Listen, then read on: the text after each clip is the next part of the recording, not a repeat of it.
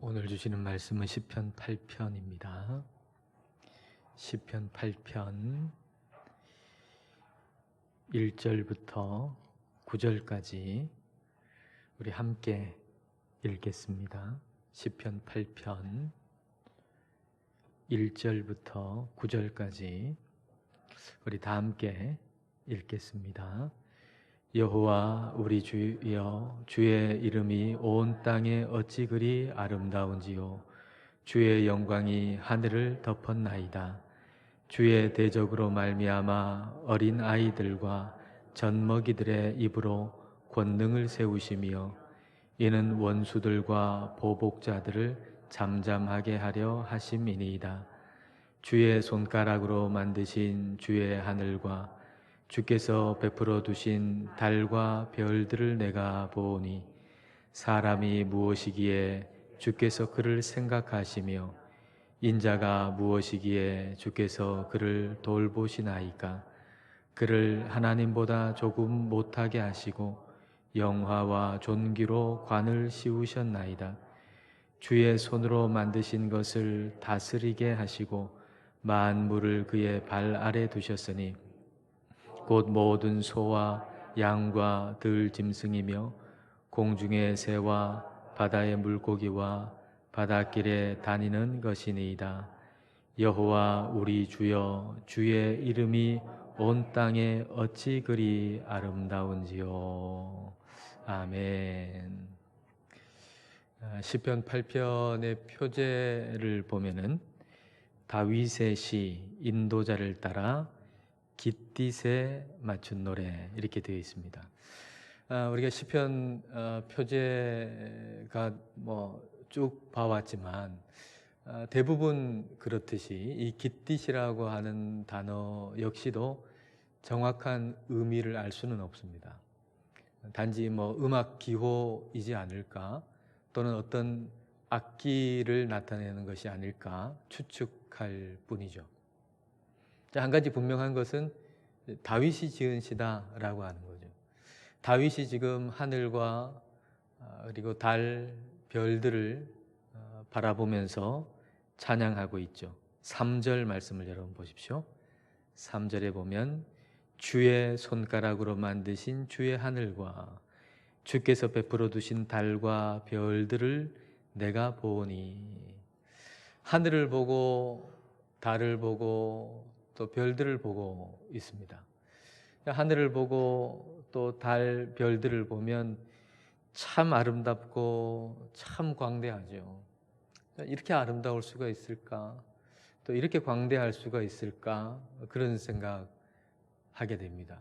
근데 세상 사람들은 이제 거기에 그치는 거예요. 참 아름답다, 참 광대하다, 거기에 그치게 되죠.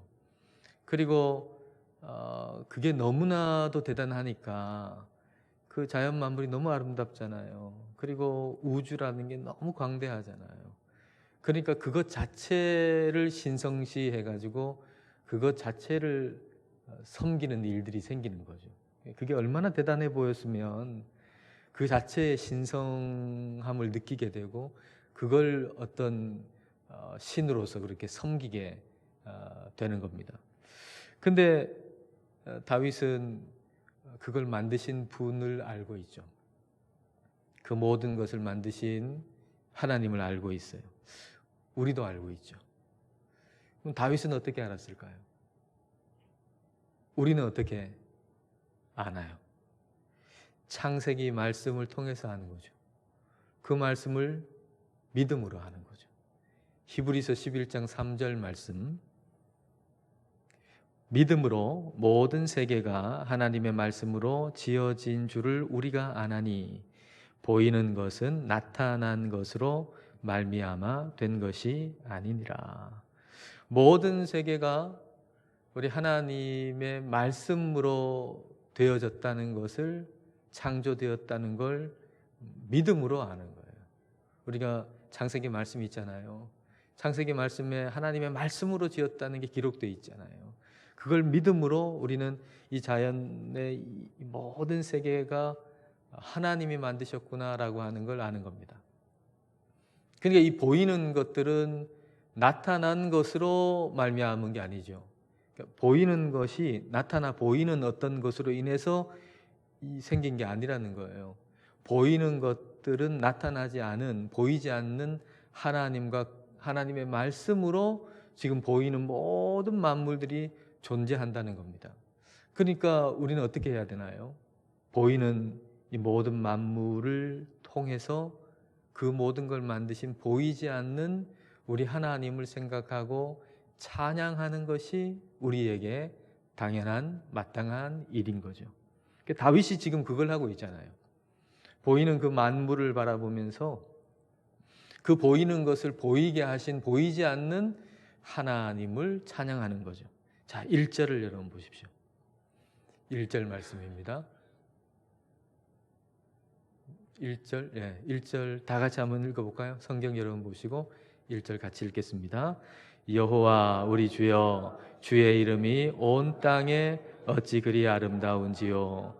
주의 영광이 하늘을 덮었나이다. 다윗이 하늘과 달과 이 별들을 바라보면서 우리 하나님이 만드신 거, 우리 하나님을 찬송하고 하나님을 높이고 있죠. 여호와 우리 주여, 주의 이름이 온 땅에 어찌 그리 아름다운지요. 주의 영광이 하늘을 덮었나이다. 이렇게 지금 찬양하고 있는 거예요. 여러분 한번 생각해 보세요. 우리가 이 자연 만물 우주 이걸 바라보면서 감탄하고 그리고 하나님을 찬양할 수 있다는 거, 이거 우리에게는 굉장히 큰 특권이라고 할 수가 있습니다. 모든 걸 하나님이 만드셨다는 걸 알고 그리고 그 자연 만물을 바라보면서 하나님께 찬송하고 그러면서 그분의 은혜가 우리에게 더딥혀지잖아요. 이게 얼마나 큰 특권이에요. 자연 만물을 바라보면서 감탄하고 하나님을 찬양하고 그 하나님이 우리에게 주시는 은혜를 우리가 받는다는 거, 이게 얼마나 큰 특권입니까? 지난 6월 달 어느 주일 새벽에 꿈을 꿨어요. 막 밤하늘에 별이 막 빼곡히 있는 그런 꿈을 꿨어요.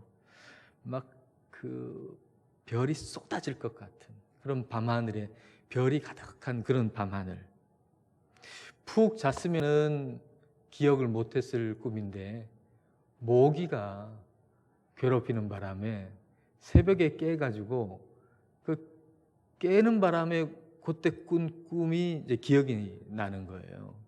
보통 같으면은 막 새벽에 모기가 깨우면 얼마나 참 짜증 납니까? 그것도 주일인데 주일날 설교해야 되는데 좀 푹 쉬어야 되는데 아니 새벽에 모기 때문에 깨면 얼마나 짜증나요. 근데 그 꿈이 그 밤하늘에 별이 쏟아질 것 같은 그 밤하늘의 별 꿈이 얼마나 좋았던지 그 잠을 깨운 그 모기가 고맙다고 느껴지더라니까요. 그 정도로 그 밤하늘의 별이 너무너무 아름답고 너무너무 좋았어요. 꿈인데도 아브라함이 봤던 그 밤하늘에 그 별들이 이런 모습이었겠구나 그런 생각이 들더라고요.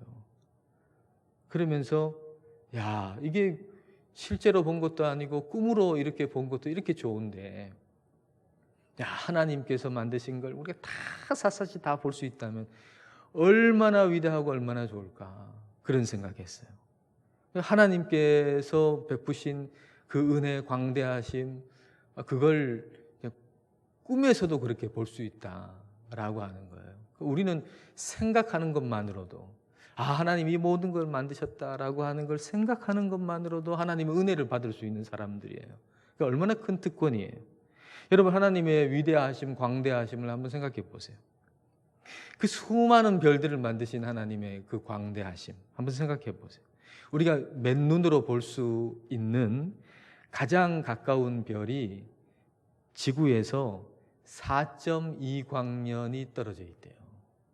우리가 맨눈으로 볼 수 있는 가장 가까운 별이 빛의 속도가 지구를 7바퀴 반, 1초에 7바퀴 반 돈다 그러잖아요. 근데 그 속도로 4.2년을 가야 도달을 할 수 있는 그 거리에 별이 있다는 거예요. 가장 우리 눈으로 볼 수 있는 가장 가까운 별이. 허블 망원경으로 측정한 것을 보니까 어떤 기사를 봤는데 134억 광년 떨어진 곳에 있대요. 빛의 속도로 134억 년을 가야 그 별이 있는 거예요. 그러니까 여러분 그 스케일을 한번 생각해 보세요. 그 우주의 광대함을 여러분 한번 생각해 보세요. 빛의 속도로 134억 년을 가야 된다고. 뭐 그 이후에도 더 있겠죠. 그러니까 하나님의 그 광대하심이라고 하는 거는 뭐 우리가 측량할 수 없는 그런 광대하심이에요. 상상이 안 되죠. 근데 그에 비하면 우리 인생을 한번 생각해 보세요. 하나님의 광대하심은 정말 상상할 수 없는데 인간이라고 하는 걸 한번 생각해 보면 그 광대하심 앞에 있는 인간은 그냥 하나의 점과 같잖아요. 그냥 먼지보다도 못하잖아요.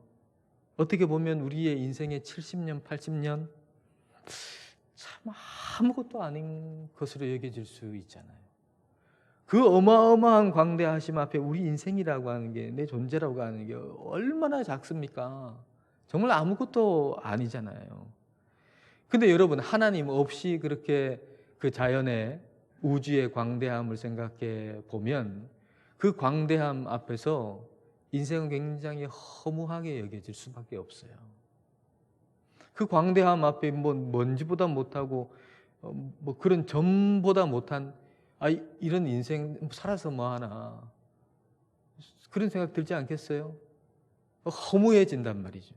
그런데 하나님의 임재 앞에서 그 광대하심을 바라보면 우리의 작음을 느낌과 동시에 우리가 얼마나 존귀한 존재인가라는 것도 동시에 알게 되는 거예요. 이게 참 신비로운 거죠. 그 광대함 앞에서 우리의 작음을 아는 것과 동시에 우리가 얼마나 사랑을 받고 얼마나 존귀한 존재인가를 동시에 깨닫게 되는 겁니다. 이게 두 가지가 같이 있을 수 없는 거 아니겠어요, 사실은? 근데 하나님 앞에서는 이 두 가지가 동시에 같이 우리에게 존재할 수 있다는 거죠. 자, 4절 말씀을 여러분 보십시오. 사람이 무엇이기에 주께서 그를 생각하시며 인자가 무엇이기에 주께서 그를 돌보시나이까. 사람이 무엇인데 하나님 우리를 돌보시고, 사람이 뭔데 우리를 생각하십니까? 광대한 우주를 만드신, 온 자연 만물을 다 만드신 그 위대하신 하나님께서 이 먼지 같은 우리 존재를 어떻게 이렇게 생각하시고 이렇게 존귀하게 여기십니까? 이런 얘기가 되는 거죠. 하나님은 어느 정도로 우리를 돌보시는가? 하나님은 어느 정도로 우리를 존귀하게 여기시는가? 그럼 5절과 6절을 보십시오. 그를 하나님보다 조금 못하게 하시고 영화와 존귀로 관을 씌우셨나이다. 주의 손으로 만드신 것을 다스리게 하시고 만물을 그의 발 아래 두셨으니. 사람을 하나님보다 조금 못하게 하셨다 그랬어요. 그리고 영화와 존귀로 관을 씌우셨다 그랬어요. 그리고 만물을 그의 발 아래 두셨다, 그렇게 말씀하셨어요. 그러니까 이 구절에서 우리는 하나님 우리를 얼마나 귀하게 여기시는가, 얼마나 사랑하시는가 라고 하는 걸 알 수 있어요. 근데 말이죠, 우리는 여기서 그치는 게 아니고 여기서 한 발 조금 더 들어갈 필요가 있어요. 우리가 이제 구약 성경 말씀을 읽을 때 조금 그 구절에서 한 발 더 들어가는 방법은 신약 성경과 함께 연결하는 겁니다. 그러니까 특별히 이제 오늘 읽은 시편 8편은 히브리서 2장에 기록이 되어 있거든요. 근데 구약 성경인데 신약 성경에 이 말씀이 그대로 쓰여 있단 말이죠. 그래서 이 구약 성경의 말씀을 읽으면서 조금 한 발 더 들어가려면 신약 성경에서 이 구약 성경을 인용한 부분을 우리가 잘 읽을 필요가 있다는 것입니다. 자, 우리가 이제 히브리서 2장 이제 들어가기 전에 두 가지 정도 먼저 이해하고 읽으면 좋겠는데요. 먼저 여러분 오늘 5절에 보면 하나님이라고 되어 있잖아요. 하나님이라고 번역이 된 히브리어 단어는 엘로힘이에요. 하나님이라고 번역된 게 맞죠. 근데 이 단어는 천상의 존재, 천사라고도 번역을 할 수가 있어요. 그래서 구약 성경이 언어가 뭐로 되어 있죠? 히브리어로 되어 있잖아요. 히브리어로 되어 있는 구약 성경을 헬라어로 번역을 한 것이 70인역이라고 하는 겁니다. 그리고 70인역에서는 천사, 하나님 대신에 천사라고 번역을 해놨어요. 시편 8편 그 말씀을. 그 다음에 조금 못하게 하셨다. 조금이라고 번역이 되어 있는 이 단어는 잠시 동안 이렇게 번역할 수도 있거든요. 잠시 동안. 그래서 그 헬라어로, 히브리어를 헬라어로 번역한 70인역에서는 잠시 동안 이렇게 번역을 해놨습니다. 그래서 신약 성경에 히브리서에서 인용할 때 70인역을 인용했기 때문에 그 번역이 오늘 우리가 읽은 시편 8편 5절하고는 조금 다른 부분이 생기게 되는 거죠. 그걸 생각하면서 히브리서 2장을 한번 보겠습니다. 히브리서 2장 6절 말씀입니다. 그러나 누구인가가, 누구겠어요 이게? 그 뒤에 내용을 여러분 보시면 이게 누구겠어요? 누구인가가 다윗이 어디에서요? 어디에서? 시편 8편에서 증언하여 이르되 사람이 무엇이기에 주께서 그를 생각하시며 인자가 무엇이기에 주께서 그를 돌보시나이까. 자, 이렇게 이제 얘기한 다음에 이제 히브리서를 쓴 사람은 이 시편 8편을 예수님께 적용을 해요. 예수님의 이야기로 적용을 해요. 자, 히브리서 2장 7절과 8절을 이어서 보겠습니다. 그를, 예수님을 잠시 동안 천사보다 못하게 하시며, 오늘 말씀의 시편 8편에는 하나님보다 조금 못하게 하시고 이렇게 되어 있는데 이 부분이 잠시 동안 천사보다 못하게 하시며 이렇게 번역이 되어 있죠. 영광과 존귀로 관을 씌우시며 만물을 그 발 아래에 복종하게 하셨느니라 하였으니 만물로 그에게, 예수님에게 복종하게 하셨은즉 복종하지 않은 것이 하나도 없어야 하겠으나 지금 우리가 만물이 아직 그에게 복종하고 있는 것을 보지 못하고. 시편 8편이 이제 예수님에 대해서 만물이 그에게 복종하게 하신다. 예수님의 말씀, 예수님에게 적용된 말씀으로 지금 이야기를 하는 거예요. 예수님에 대해서 만물이 그에게, 예수님에게 복종하게 하신다라고 하셨는데 보니까 지금 만물이 예수님한테 온전하게 복종하고 있는 것으로 안 보인다, 그 말입니다. 히브리서 2장 7, 8절은 예수님께 만물이 복종한다고 했는데 지금 보니까 만물이 예수님에게 완전히 온전하게 복종하는 것으로 안 보인다. 이 말은 무슨 말이겠어요? 이 말은 장차 만물이 예수님께 온전히 복종하게 될 날이 온다, 그런 얘기죠. 여러분, 성경을 읽으면서 아직 이루어지지 않은 것은 다 반드시 이루어질 예언이에요. 그러니까 구약 성경에도 그런 부분이 상당히 많거든요.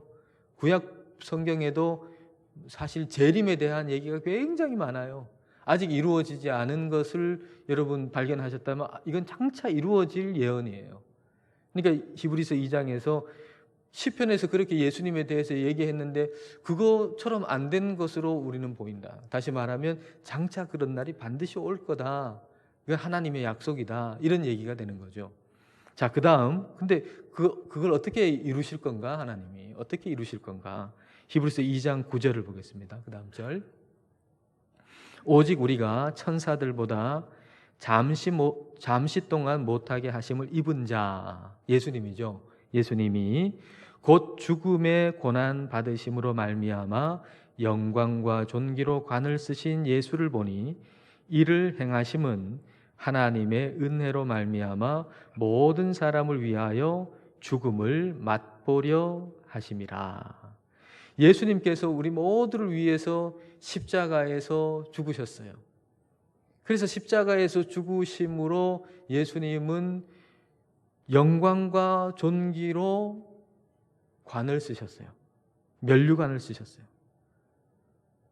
그래서 우리도 그 십자가의 은혜로 영광과 존귀로 관을 쓰게 되고, 그리고 예수님께 모든 만물이 굴복할 때, 모든 만물을 예수님이 다스리실 때 우리도 그 모든 만물을 다스리는 그 통치에 참여하게 된다라는 얘기입니다. 그러니까 우리가 시편 8편만 이렇게 쭉 읽으면 단순하게 자연 만물을 보고서 하나님을 찬양하는 것이다, 이것만 우리는 알게 돼요. 근데 히브리서 2장에서 시편 8편을 이야기하는 걸 읽어보면 그 이상이라고 하는 걸 알게 되죠. 와, 그것보다 훨씬 더 깊은 얘기를, 훨씬 더 큰 얘기를 지금 시편 8편에서 하고 있구나라고 하는 걸 우리는 알게 되는 거예요. 그러니까 시편 8편은 예수님 안에서 이루실 약속을 그 안에 써놓고 있다는 것이죠. 예수 그리스도 안에서 이루어질 마지막 때에 하나님 나라 통치에 우리가 참여하게 된다라고 하는 걸 지금 말씀해 놓고 있는 거예요. 아담한테 우리 하나님이 통치권을 주셨잖아요. 이 땅에 대한 통치권을 주셨어요. 근데 아담이 죄를 지어가지고 그 통치권을 빼앗겨 버리고 말았잖아요. 통치권을 잃어버리고 말았어요. 근데 우리 주님께서 재림하실 때 우리는 주님과 함께 이 온 만물을 다스릴 수 있는 통치권을 다시 받게 된다는 거예요. 다시 받게 된다. 그러니까 하나님이 우리를 얼마나 존귀하게 여기시는가 우리는 알 수 있죠. 이게 보통 일이 아니잖아요. 마지막 때에 이 온 만물을 다스릴 통치권을 예수님께서 다 가지시는데 예수 그리스도 안에서 우리가 함께 그 통치권을 가진다. 그러니까 이게 하나님 우리를 얼마나 존귀하게 여기신다는 얘기입니까? 우리가 이 땅을 말이죠, 몇십 년 살다가 그냥 싹 없어질 그런 존재가 아니에요. 저와 여러분은 이 땅을 몇십 년 살다가 싹 사라질 그런 존재가 아니에요. 그냥 이 만물을 다스릴 그런 권세를 주셨다는 게 만물의 영장 정도를 얘기하는 게 아니고 온 만물의 통치권을 주셨다는 거고, 통치권을. 그리고 올해 말씀이 뭐죠? 올해 말씀이 내가 만물을 새롭게 하노라. 만물을 새롭게 하신다 그랬어요. 만물을 새롭게 하신다는 게 뭐겠어요? 새 하늘과 새 땅이죠. 그 새 하늘과 새 땅에서 우리 주님이 통치하시고 그 통치에 우리가 함께 참여해가지고 온 만물을 새롭게 하신 그 만물을 다스린다고 생각해 보세요. 그게 얼마나 대단한 일이겠어요. 그러니까 오늘 말씀 시편 8편의 1절 말씀에서 여호와 우리 주여, 주의 이름이 온 땅에 어찌 그리 아름다운지요. 주의 영광이 하늘을 덮었나이다. 뭘 볼 수 있죠? 이제 히브리서를 같이 보면서 1절을 생각하니까 하나가 더 보이죠. 그냥 이 땅에 하나님의 이름이 그렇게 아름답구나. 온 하늘에 하나님의 영광이 가득하구나. 요 땅과 요 하늘만 생각했는데 만물을 새롭게 하셔서 하나님이 만드실 새 하늘과 새 땅에 가득할 하나님의 영광까지도 보이잖아요. 그러니까 1절을 보면서 우리는 그냥 지금 자연 만물만 보는 게 아니고 우리 주님 다시 오실 때에 새롭게 될 새 하늘과 새 땅도 같이 볼 수가 있는 거예요. 그래서 우리의 찬양이 훨씬 더 커지는 거죠. 하나님을 향한 찬양이 요만한 게 아니고 훨씬 더 커질 수가 있게 되는 겁니다. 근데 하나님께서 우리에게 그럼 어떻게 그런 통치권을 주시나? 통치권을 어떻게 주시나? 예수 그리스도를 통해서 주시는 거죠. 근데 어떻게 주시나? 다시 한번 말씀을 통해 한번 확인해 보면 고린도후서 1장 19절 20절 말씀입니다.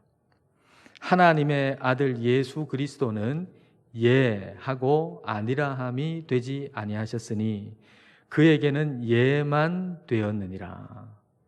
하나님의 모든 약속에 대해서 우리 예수님은 아니요가 없어요. 예예요. 이 말이 무슨 말인가요? 하나님의 모든 약속에 대해서 예수 그리스도 안에서 그 모든 약속은 이미 다 성취되었다는 거예요. 예수 그리스도 안에서 하나님의 모든 약속은 다 성취됐다, 그런 얘기입니다. 그 다음 절 20절 다 같이 한번 읽어보겠습니다.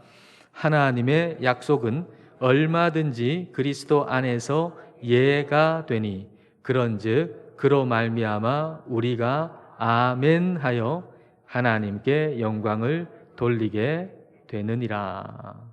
하나님의 약속은 예수 그리스도 안에서 예가 되었고 성취가 되었고, 그래서 우리가 하나님의 약속이 다 성취하신 예수님께 아멘 해서 하나님의 모든 약속을, 성취된 모든 약속을 예수님과 함께 받는다는 거예요.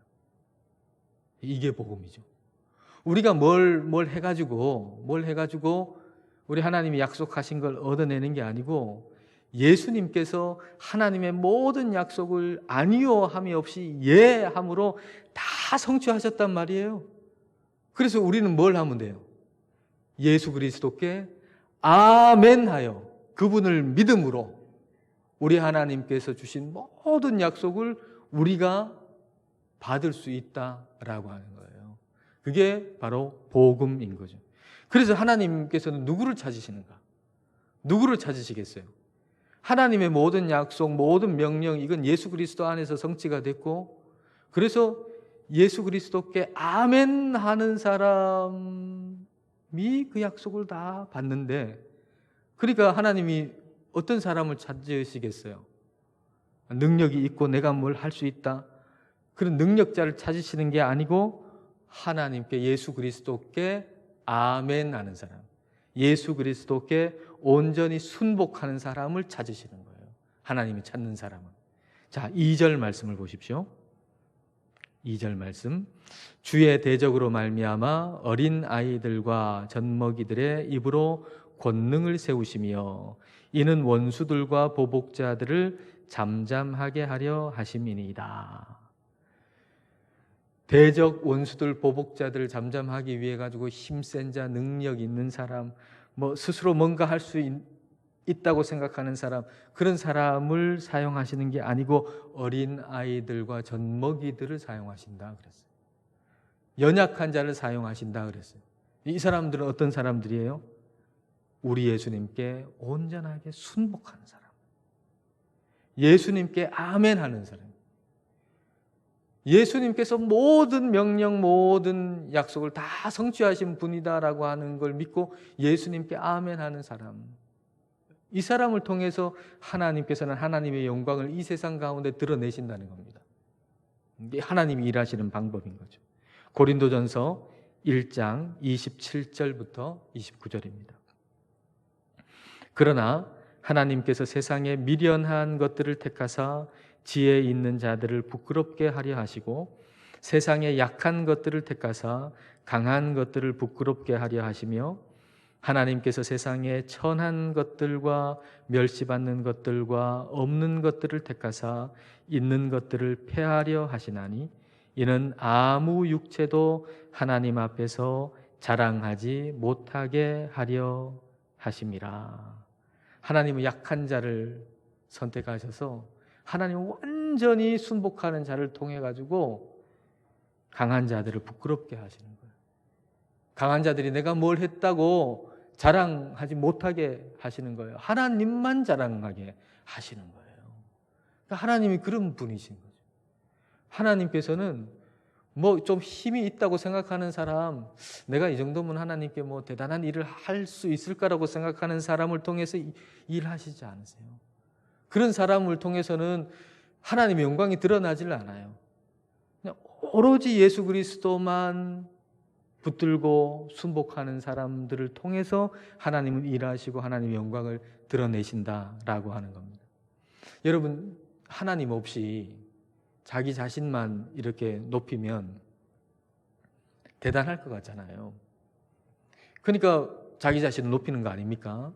그러면 내가 대단해질 거라고 생각하니까. 근데 사람이 말이죠, 그런 순간만 있습니까? 정말 내가 대단하다라고 여겨지는 순간도 정말 있죠. 근데 그런 순간만 있습니까? 아니요. 정말 아무것도 아니구나 라고 생각되는 순간 반드시 인생 가운데 오거든요. 정말 하나님처럼 된 것처럼 생각이 들 때도 있지만 뭐 자기 힘으로 화장실도 못 갈 때가 분명히 온단 말이에요. 뭐 지금처럼 뭐 그렇게 우리가 힘이 있겠어요? 아니에요. 인생은 다 연약해요. 자기 힘으로 여기서 저기까지도 갈 수 없는 때가 온단 말이에요. 그럼 어떻게 생각이 들겠어요? 나는 아무것도 아니야. 근데 그런 일들이 왔다 갔다 하잖아요. 왔다 갔다.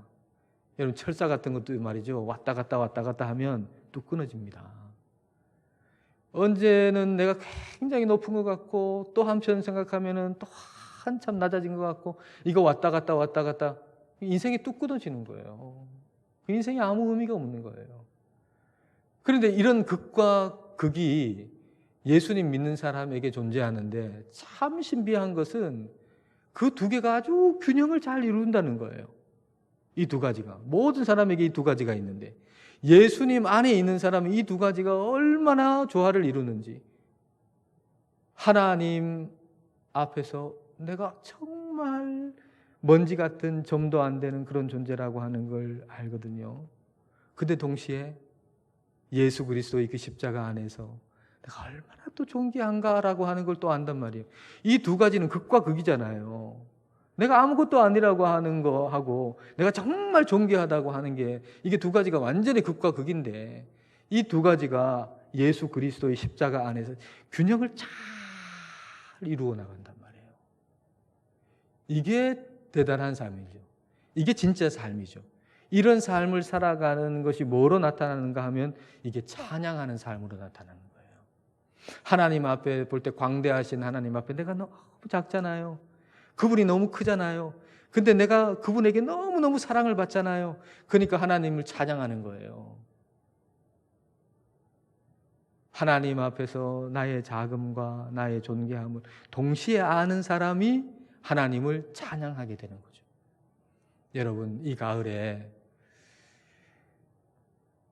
더 높아진 하늘, 그리고 달과 별들을 이전보다 더 많이 바라보시고 하나님을 더 많이 생각하시고 하나님을 더 많이 찬양하실 수 있기를 축복합니다.